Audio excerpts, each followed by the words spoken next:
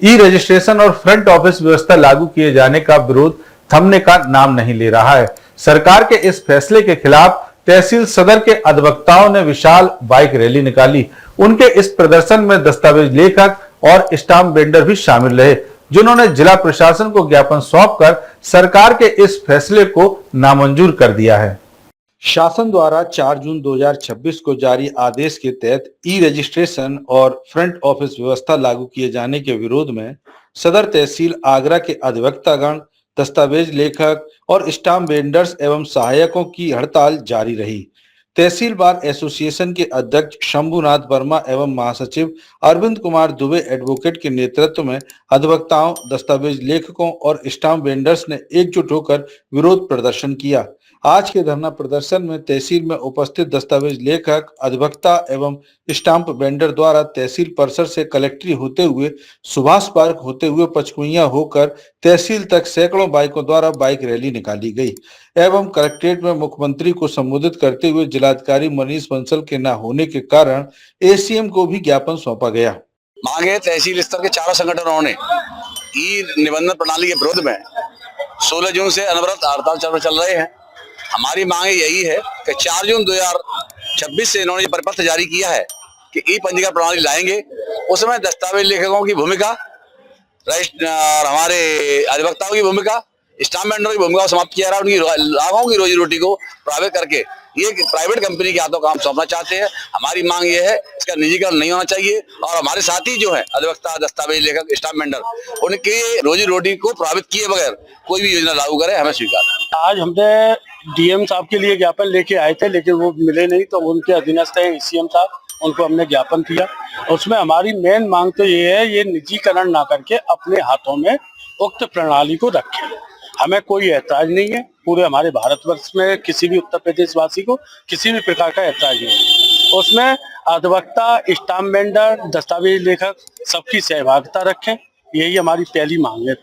अच्छा, दूसरी बात ये है, इस तरीके से ये प्राइवेटाइजेशन कर रहे हैं, सरकारी कर्मचारियों की भर्ती क्यों नहीं कर रहे?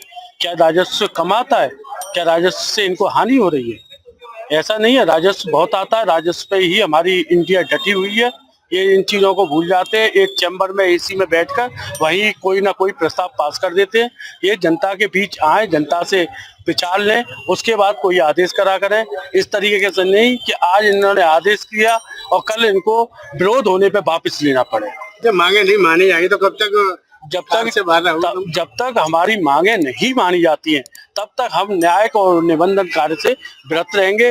किसी भी हालत में कोई कार्य नहीं करेंगे और ना ही किसी को करने देंगे। आज हमारा धरने अनिश्चितकालीन का 14वां दिन है, जिसी को हम अपनी मांग को मनवाने के लिए, सरकार तक अपनी बातों को पहुंचाने के लिए आज हम तहसील परिसर के सभी संगठनों ने एकजुट होकर के आज बाइक रैली का आयोजन किया और इसके माध्यम से हमने एसीएम साहब को ज्ञापन दिया है मुख्यमंत्री के नाम का कि हमारी जो मांग है, जो सरकार जो पंजीकरण व्यवस्था जो लेके आई है, जिसके माध्यम से ये दस्तावेज लेखन प्रक्रिया जो तहसीलों में होती है, तहसील मुख्यालय पर उसको प्राइवेट करना चाहती है, जिसका हमारा पूरा विरोध है।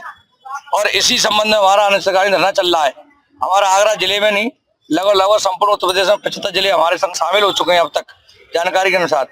और हमारी सरकार से ये मांग है, उत्तर प्रदेश सरकार से, कि जो ई पंजीकरण जो व्यवस्था जो लागू करने जा रही है, प्राइवेट करने जा रही है, इसे खत्म करे और पहले जो सरकारी विभाग है जिस तरह से चल रहे थे उसी तरह सही रूप से चलाए।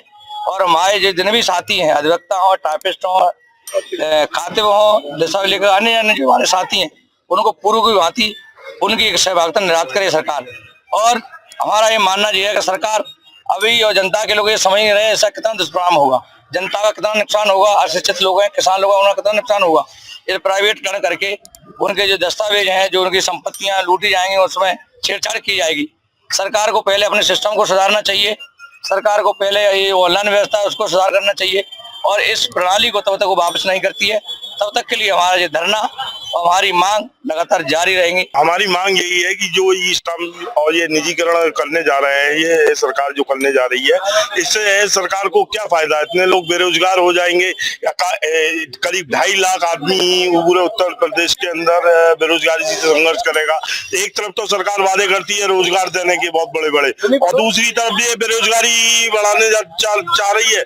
उसको निजीकरण करने के बाद भी कोई फायदा नहीं, रेवेन्यू तो उतना का उतना ही मिलेगा जितना आज मिल रहा है। रेवेन्यू पे कोई फर्क नहीं पड़ने चाहता, लेकिन प्राइवेट निजीकरण करने के बाद जो कंपनी आएगी और जो अपने स्टाफ को रखेगी, नए नए लड़कों को रखेगी, उनको कार की कोई अनुभव नहीं होगा, कुछ भी नहीं होगा। हमारे यहाँ जो लाखों करोड़ों रुपए की संपत्तियों के जो रिकॉर्ड रखे गए हैं वो अनसीक्रेट हो जाएंगे और उनकी लीकेज होगी, बस बिल वगैरह, वसीयत वगैरह जो है, और रोज आए दिन झगड़े होंगे इस तरीके की। तो मैं सरकार से यही निवेदन करना चाहूंगा कि ये अपना काला कानून वापस ले ले और ई स्टाम्पिंग पद्धति को वापस न लागू करके पुरानी पद्धति पर ही रजिस्ट्रेशन का कार्य सुचारू करे।